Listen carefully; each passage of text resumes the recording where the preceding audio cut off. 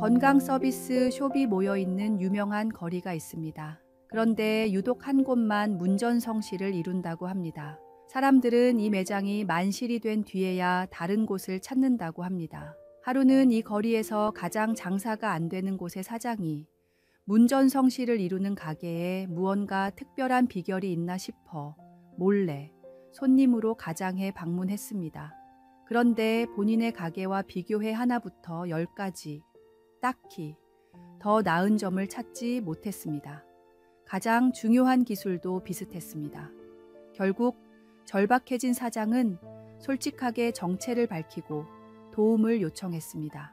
그러자 장사가 잘 되는 가게의 사장은 다음과 같이 조언했습니다.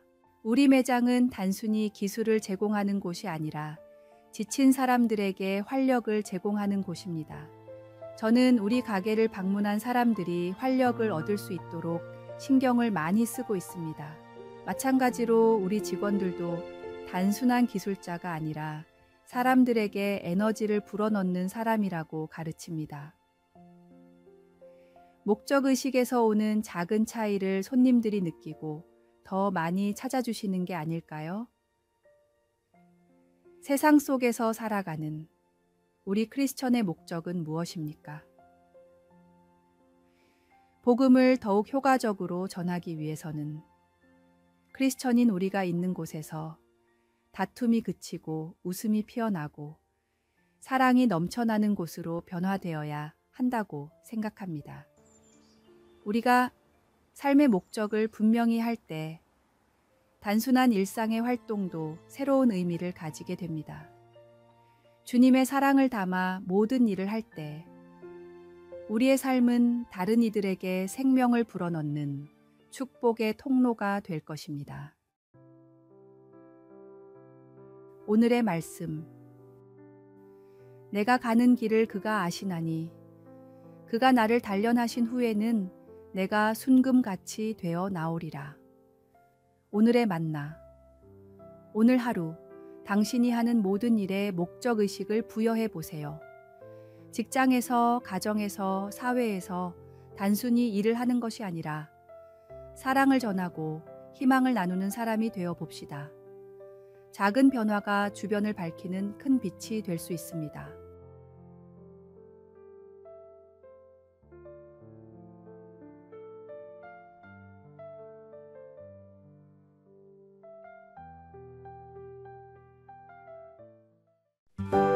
(5월 27일) 화요일 미키모토의 진주섬. 일확천금의 꿈을 안고 쉬는 날마다 바다에 나가 진주를 채취하는 남자가 있었습니다. 하루 종일 허리를 굽혀가며 진주 조개를 찾아도 정작 값 나가는 진주를 찾기는 하늘의 별 따기였습니다. 가끔 운이 좋아 진주를 품고 있는 조개를 찾아도 너무 작거나 볼품 없어서 상품성이 떨어졌습니다. 진주 조개에 왜 진주가 없을까 궁금했던 남자는 이 분야의 전문가인 동경제국대학교의 한 교수를 찾아갔습니다. 교수는 좋은 진주를 얻기 위해서는 양식이 정답이지만 지금까지 아무도 성공한 적이 없다고 말했습니다. 대부분의 사람은 이 말을 듣고 포기했지만 이 남자는 오히려 다음과 같은 꿈을 품었습니다. 그렇다면 내가 진주를 양식하는 세계 최초의 사람이 되어야겠다. 성공할 확률이 1%도 안 된다며 모두가 만류했지만 남자는 자신의 모든 재산을 털어 가족과 함께 작은 섬으로 이사를 가 오로지 진주 양식에만 매진했습니다.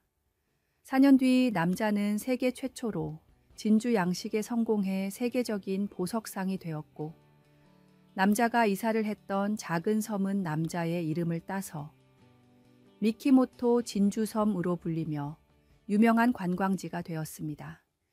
진주를 위해 모든 것을 바쳤던 남자처럼 천국을 위해, 복음을 위해 우리의 삶을 주님께 바쳐야 합니다.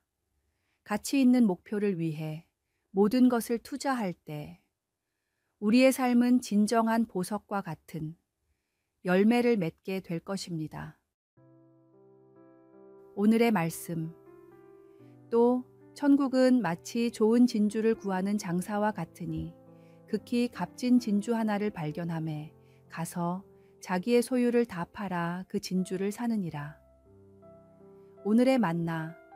당신의 삶에서 가장 귀중하게 여기는 가치는 무엇인가요?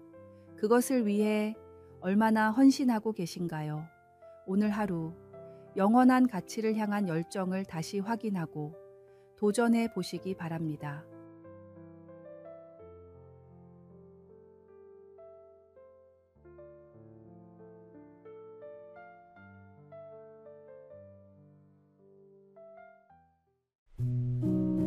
(5월 28일) 수요일. 이른 비와 늦은 비의 축복.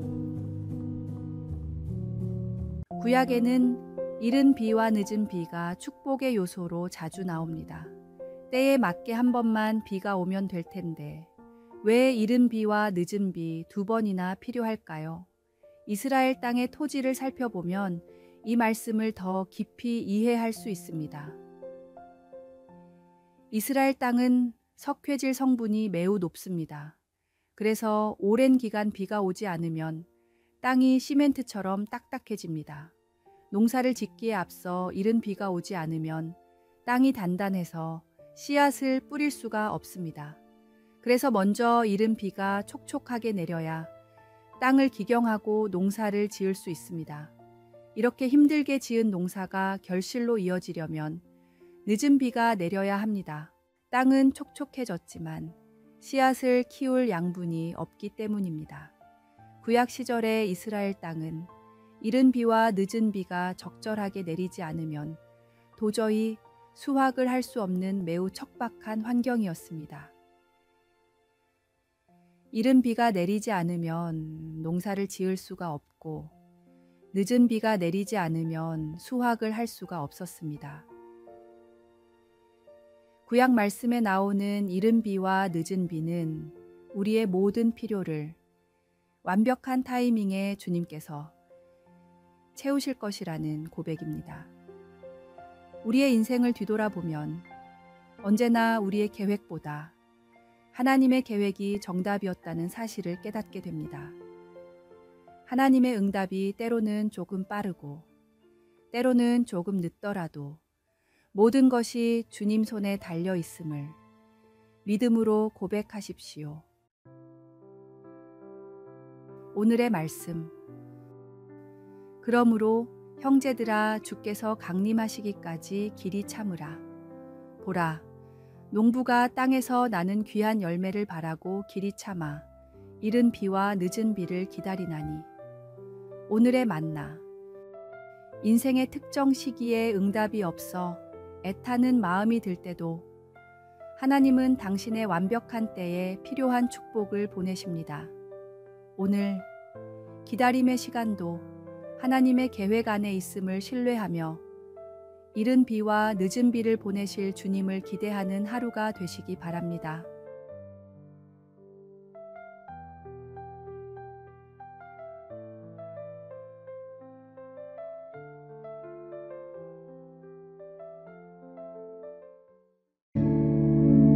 (5월 29일) 목요일.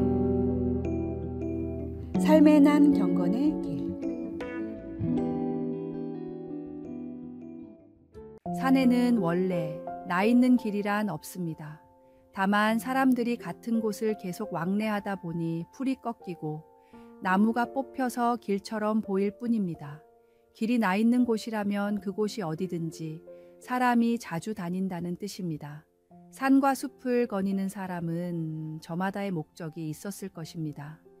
산 정상을 목표로 하는 사람, 다른 마을을 방문하려는 사람, 집을 짓고 살려는 사람, 귀한 약초를 찾으려는 사람 등 그런 사람들의 발걸음이 쌓이고 쌓여 생긴 것이 바로 길입니다. 서양 사람들은 이 길을 갈망이 만든 길이라는 뜻으로 디자이어 패스라고 부릅니다. 사전적 의미로는 사람이나 동물이 자주 다녀 생긴 길이지만 다시 말하면 욕망이 만든 길이라는 뜻입니다. 처음 누군가 그 길을 가지 않았다면, 혹은 그 사람 외에는 아무도 그 길을 가지 않았다면, 길은 생겨나지 않거나 생겨도 금방 사라졌을 것입니다. 마찬가지로 우리의 마음, 우리의 습관에도 수많은 길이 나 있습니다. 건강해지고 싶은 사람은 운동의 습관으로 길을 내고, 돈을 많이 벌고 싶은 사람은 더 많은 일로 길을 냅니다. 지금 우리의 마음과 삶 가운데 주님을 향한 길은 얼마나 나 있습니까? 가장 자주 찾고 즐겁게 거니는 주님을 예배하는 경건의 길이 우리 삶 속에 가장 중요한 길이 되도록 자주 거니십시오. 오늘의 말씀. 주께서 내 마음을 넓히시면 내가 주의 계명들의 길로 달려가리이다. 오늘의 만나. 오늘부터 삶 속에 경건의 길을 만들어 가시기 바랍니다.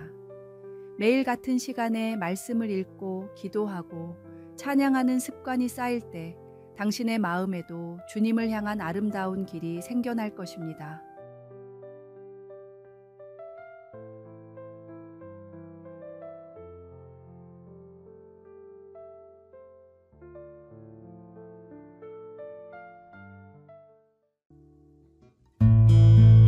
(5월 30일) 금요일, 봄의 마지막 날.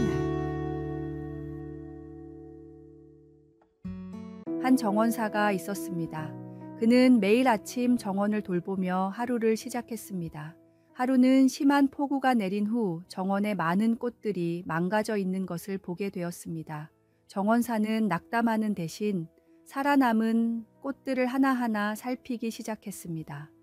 그리고 그 과정에서 놀라운 발견을 했습니다.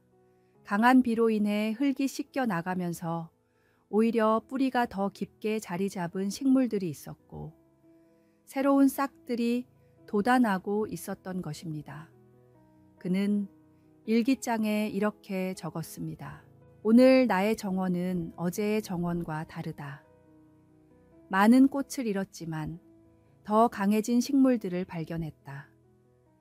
이것이 자연의 섭리인가 보다. 어쩌면 우리 인생도 마찬가지일지 모른다. 시련 후에 더 강해지는 것이 자연의 법칙이라면 나는 오늘의 정원에 감사한다.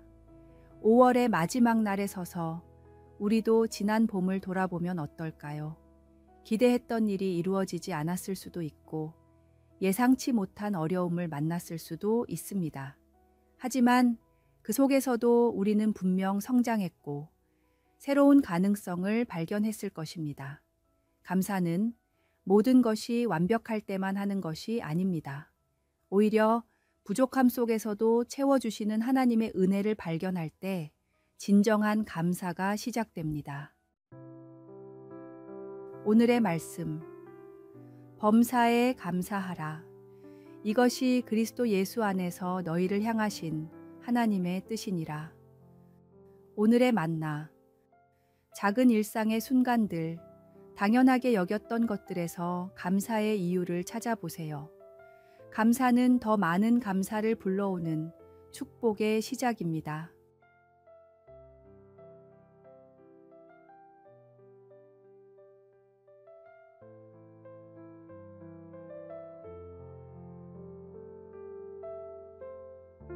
아래에 빨간색 글자 구독을 누르시어 더 많은 전도의 열매를 맺으시기를 기도합니다.